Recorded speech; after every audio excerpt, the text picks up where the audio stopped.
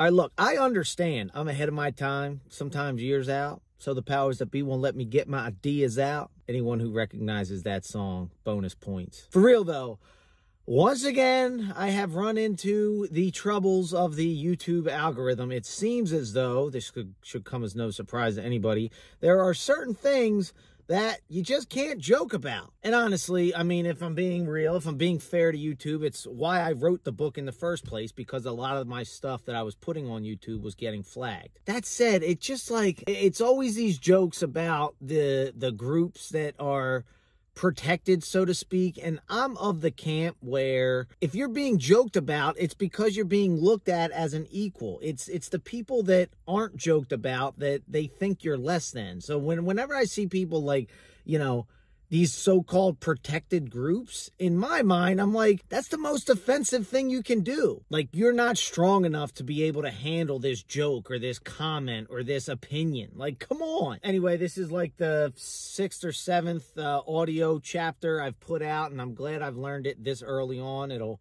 make it easier moving forward.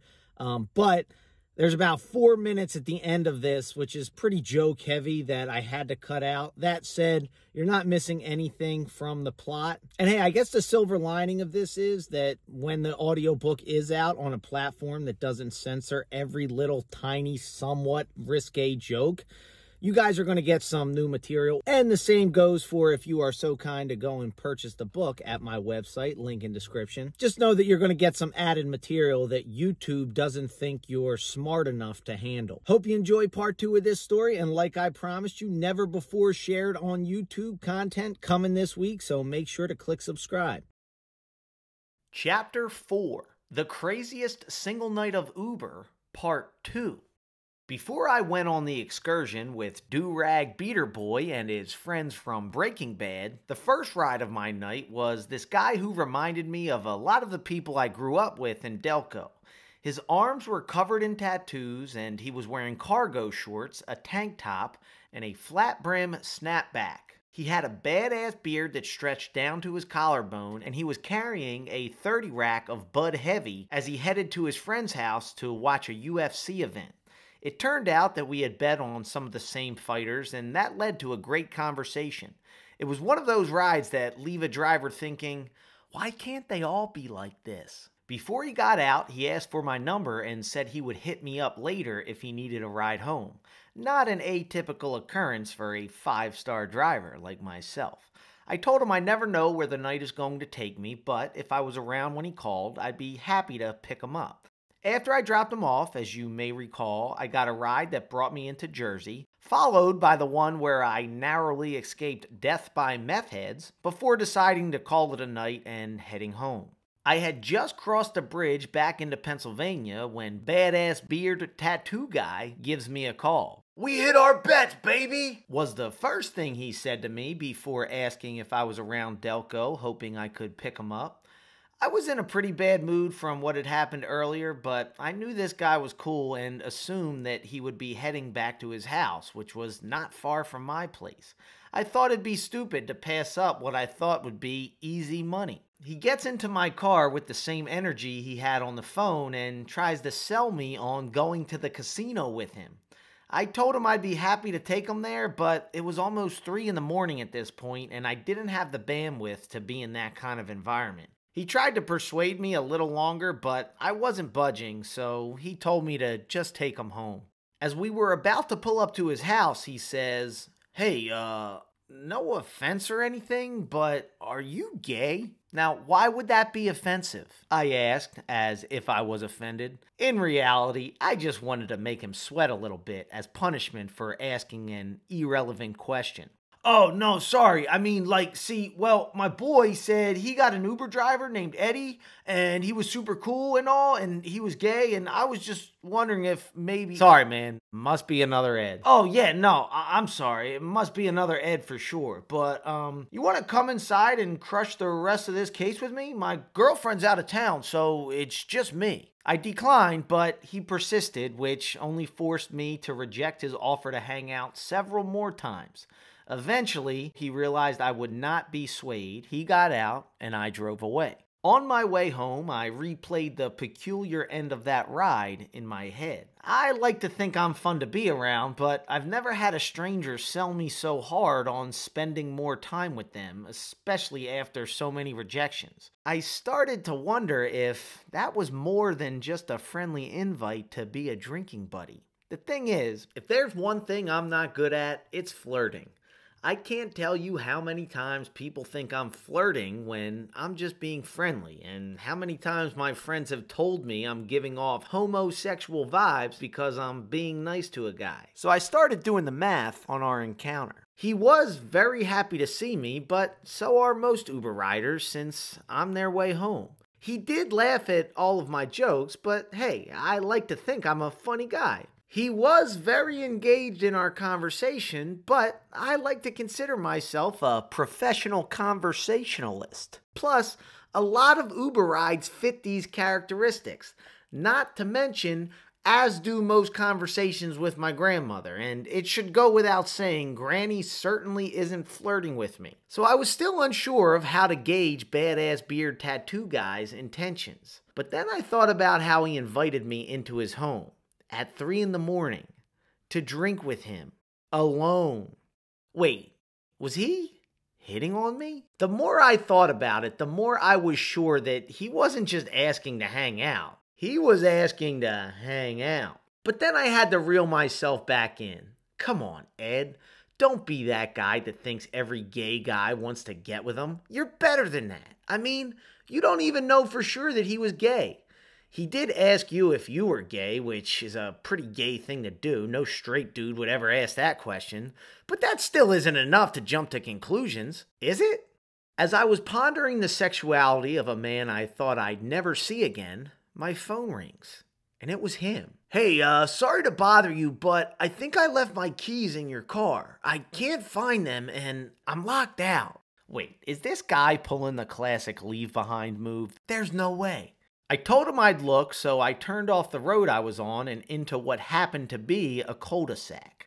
I don't typically involve the specifics of the type of roadway I'm traveling on unless it's relevant to the story, and in this instance, it is. I need you to understand, my dear listener, that I am heading into what is essentially a dead end with no way out other than the way I came in. So as I'm going down the bottleneck of this cul-de-sac, there's a car parked halfway on the sidewalk with the engine still running, the driver's door wide open, and a bare leg hanging out of it. When I pull up next to the car, I see a glamorous young woman dressed as if she came from an upscale nightclub, motionless in the front seat. She was so still I couldn't even tell if she was breathing. I rolled down my window and yelled, "Yo!" to try to wake her.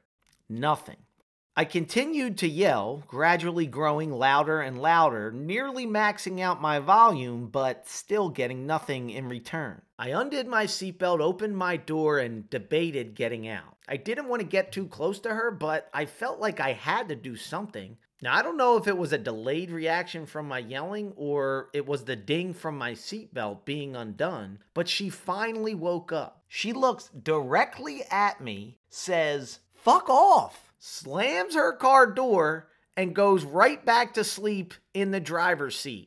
While that was certainly not how I expected it would go, it at least made the decision for me. Well, not my monkey, not my circus, I thought as I kept it moving. I pulled further into the cul-de-sac, stopping in the middle of it, and started digging through my car looking for this guy's keys. I hadn't even been stopped for a full minute before I see a police car rolling down the bottleneck of the cul-de-sac. I got out of my car because I assumed he was coming to see what the hell I was doing, and I didn't want to be crouched in my back seat reaching around the floorboard when a stranger with a gun is trying to decide if I'm a criminal or not. So I stood there and waited, watching this officer drive right past the running car that's parked halfway on the sidewalk with a person passed out in the front seat. He stops a few yards in front of me, and then, at a little after 3 o'clock in the morning, in a well-lit and otherwise empty cul-de-sac,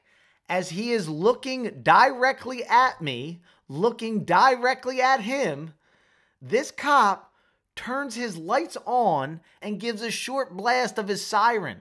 Well, don't we have a regular Sherlock Holmes here? Typically, I let police officers take the lead in the situation because, after all, that's what they're trained to do. Plus, I've always figured that the kind of person to go into that line of work did it, at least in part, for the power and control that comes with it. So, if playing along helps me avoid problems, I'm usually happy to put my own ego to the side. But before he even said anything, I wanted to nip this situation in the bud. If he thought it was prudent and necessary to blast his siren there, I really did not want to see any more decision-making capabilities that this armed government agent might have. Hello, sir. I'm an Uber driver and my last passenger just lost his keys. I'm just looking for them.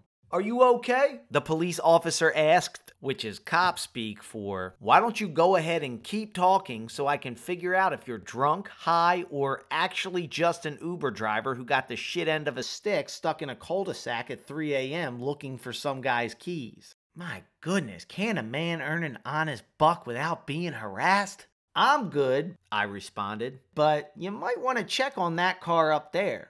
You know, the running car that's hanging off the sidewalk that you drove right past. And to be clear, I wasn't trying to get this girl in trouble. I just thought that somebody literally asleep at the wheel of a running car might not be the safest thing in the world.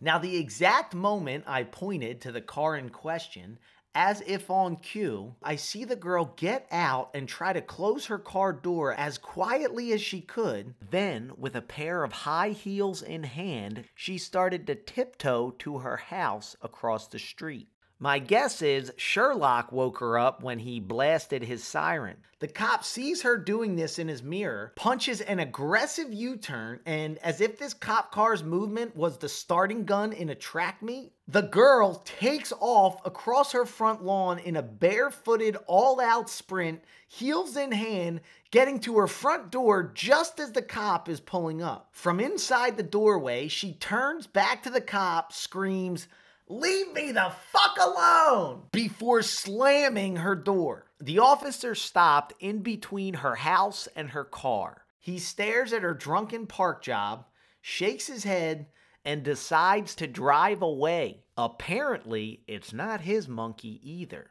What in the actual fuck is happening tonight? I thought. I call back maybe gay guy and I tell him I'm sorry, but I couldn't find his keys. He says, my girlfriend won't be home until Monday, otherwise I wouldn't be so worried. I didn't believe the girlfriend bit, but I wasn't going to leave this guy hanging. I circled back to his place and he jumped in my front seat. He asked if I could drive him to a friend's house, but first he wanted to call his friend and make sure that it was okay. Since I was sitting right next to him, I was able to hear the entire conversation.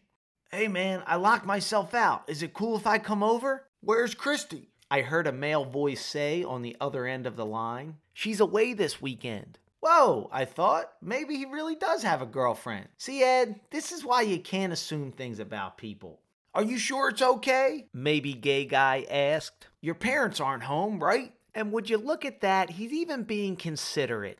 I started to get a little ashamed of myself. Was this gig turning me into someone who assumes that everybody has ulterior motives, or is lying, or is up to something? As he's putting his phone down into the cup holder console area, I noticed that whoever the friend he was talking to was saved in his phone as Mom.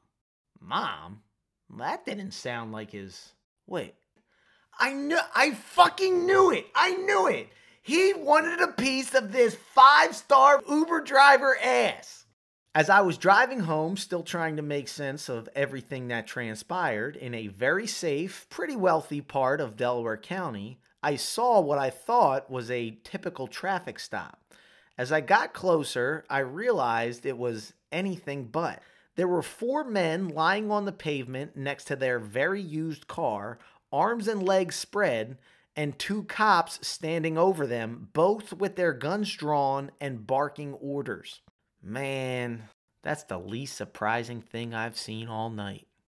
I hope you enjoyed this story. But like I said, there's still 4 minutes of material that YouTube deems too offensive for its platform. If you want to make sure you get notified when the audiobook is out in its unedited form, you can head on over to my website and sign up for my newsletter. Thanks for watching.